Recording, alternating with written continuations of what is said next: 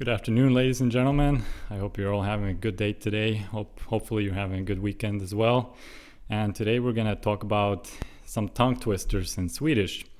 And I chose 8 particular Swedish tongue twisters because I guess I got nothing else to do other than reading Swedish tongue twisters. And no, jokes aside, I think it's part of a learning experience. When you learn a new language, I think it's always fun to kind of see what are the interesting or the fun parts of that language, and tongue twisters are one of them.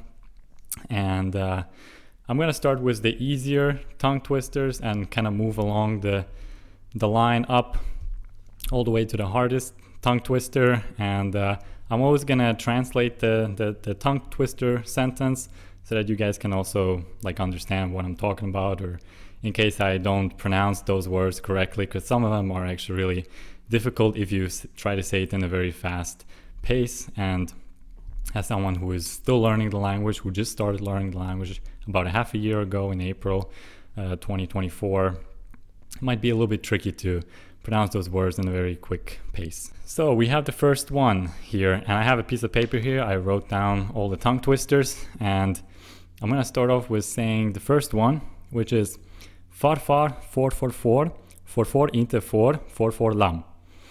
So that means grandfather, do sheep get sheep? Sheep don't get sheep get lamb. And for those of you who are maybe new to this language, får has I think 3 different meanings. So får can mean get, får can also mean sheep, and får can also mean something else. I don't remember what the third one is, but there is 3 different meanings in that same particular word. So that's kind of the whole fun in that tongue twister. Tongue twister sentence number 2. Jag såg en sak och vart jag såg jag bara såg vit såg. That means, in English, I saw a saw where I saw there was only a saw by a saw. Now, the third tongue twister sentence is actually pretty funny because the letter ö in Swedish, it's besides being a letter, it's also a word, and that means island. And so with that kind of letter, or with this kind of word, you can come up with a lot of funny tongue twisters, and this is the following. Mö. This basically means island, grassy island's bride. So in short, you can really come up with many different kinds of tongue twisters. And I also think the letter å, which I think will come up later with that, the letter å means stream, if I remember correctly. So there's also I think I have that one, which is actually the number 4, and this is the I å, ä e ö å I ö ä e å. Literally, this is the whole sentence. Those are just a bunch of letters crammed in, and this is supposed to be a sentence. So in English, this means in the stream there is an island, and on the island there is a stream. And yes, å means stream and ö means island. And really, this sounds really hilarious if you just look at the sentence. It's basically 1 letter, 2 letters, 1 letter, 1 letter, 1 letter, 1 letter, 1 letter, 2 letters, 1 letter, 1 letter, 1 letter. So in Swedish, for those of you who are new and want to learn Swedish, you can literally just learn a few letters and you can create all kinds of sentences with that. Tongue twister number 5. Kvistfritt kvast kaft kvistfritt kvast kaft kvistfritt kraft. Those are basically the same words, you just have to say it quickly. Kvistfritt kvast kaft kvistfritt kvast kvist. Fan i helvete. So in English, that means a broomstick free of knags, a broomstick free of knags, a broomstick free of knags. I can't even say it in English. This is really, I guess it's just a difficult combination of words that they have come up here. And it's actually really difficult to pronounce those words quickly if you have to actually increase the speed over time, as with any tongue twister, honestly speaking. But I think some tongue twisters are easier to pronounce and to say than a few others, depending on the combination and the constellation of the letters and words, ultimately. tongue twister number 6. We have ett pepparkorn i en kopparpanna, 2 pepparkorn i en kopparpanna, 3 pepparkorn i en kopparpanna, 4, 5, 6, 7. So you just go on with 5. So 1 peppercorn in a copper pan, 2 peppercorns in a copper pan, 3 and 4 and 5 and 6 and so on and so forth. And that's kind of the whole idea of a tongue twister. I think I'm starting to twist my tongue while speaking English, honestly, after reading those Swedish tongue twisters. Tongue twister number 7. Hur skickliga sjömän sköttes av 17 sköna sjuksköterskor. I think if I remember it right, and please correct me on that, the S and J, you pronounce it as H, as H kind of. So like 7 is like hu or hu, something like that. And I'm not sure how you would correctly say the U after hu, like in the word 7, hu. Not really sure. I have to listen to it a few times, and it just takes time to kind of repeat until you master it. But basically this means 7 seasick seamen were nursed by 17 beautiful nurses. I always mess up on that second word. Sjömän sköttes av 17 sköna sjuksköterskor. Something like that. So, the last one and the finalissima of the tongue twisters. This is gonna be tough. 7777 sjuka sjömän sköljde sina skitiga skjortor i sjön.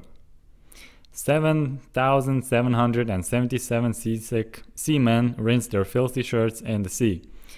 7777 sjuka sjömän sköljde sina skitiga skjortor i sjön. Yeah, this is one hell of a tongue twister. I have to say that any language, even in English, which is my native tongue, my native language, aside from Russian as well. By the way, for some of you who are curious what my native languages are, it's basically English and Russian. But I can also say that German has become my native language because I grew up in Switzerland and I learned German from a very early age, starting in kindergarten. So when I was like 3 or 4 years old, I started to speak German or to learn German, and eventually started speaking that language later on. And I guess really in any language, you're going to struggle with tongue twisters, and it's a good practice. Honestly, it's a good way to enhance and practice your speaking skills in that particular language. Now in my case, it's also good to get closer to that Swedish language. You also learn a little bit about how people, maybe think or speak, or just in general, just to get closer to the culture, to the history, and so on and so forth. And you can consider the tongue twister factor as a fun part of learning the language. Like, it's not a necessity. You don't have to learn the tongue twisters when you learn a language, but it's definitely fun to do it. And you can definitely have a good laugh with your friends and family. And it also helps you study and learn the pronunciation of that language and of those words and letters. And to me, honestly, if I have to share with you what I learned from those tongue twisters, is that definitely there are a lot of singular letters that are words. And I didn't know that you could come up with a sentence with just very few letters or very few words, so to speak. And I can't remember I can't recall any other language that has very few letters in a word and like multiple words comprised of just letters, like one singular or 2 letters. And that would be a whole sentence. I've never seen that before. Maybe there's some language that has that, and please let me know if you know any language that is kind of like that. But I think this is just more of an exception overall. Obviously, Swedish is not just, singular letters. And and all of that, but it's definitely fun to learn these kind of things. So yeah, so I think that wraps it up for today. 8 very difficult Swedish tongue twisters. Maybe I'll do some more in the future if there are any more tongue twisters to twist, I would say. No, I did actually see a few more good Swedish tongue twisters. I just didn't want to extend the video too long. And overall, I think I'll also be doing some other forms of videos regarding the Swedish language. I'm not just gonna do, grammar. Like, I think honestly, grammar is probably the most boring part, and I don't think anyone wants to watch that. My goal for this YouTube channel, or my idea regarding the Swedish playlist, is to really make it more entertaining, to make it more engaging for people. So for example, talk about the culture, talk about some of the weird traditions or the fun traditions or the sad parts of the Swedish culture or the most interesting part of the Swedish culture or language or whatever it may be. And I'm not just gonna focus on the language per se, I'm also gonna try to extend the realm or extend the sphere and talk about all sorts of parts of Sweden, the history, the language, and everything that is around Sweden as a country per se. So, and maybe also some of the neighboring countries that are related to Sweden or have a relationship to some kind of Swedish history or whatever it may be. And so if you have any further ideas, please let me know in the comment section down below, as always. And on that note, I hope you guys have a good day, and I'll see you in the next episode or video. Ha en bra dag.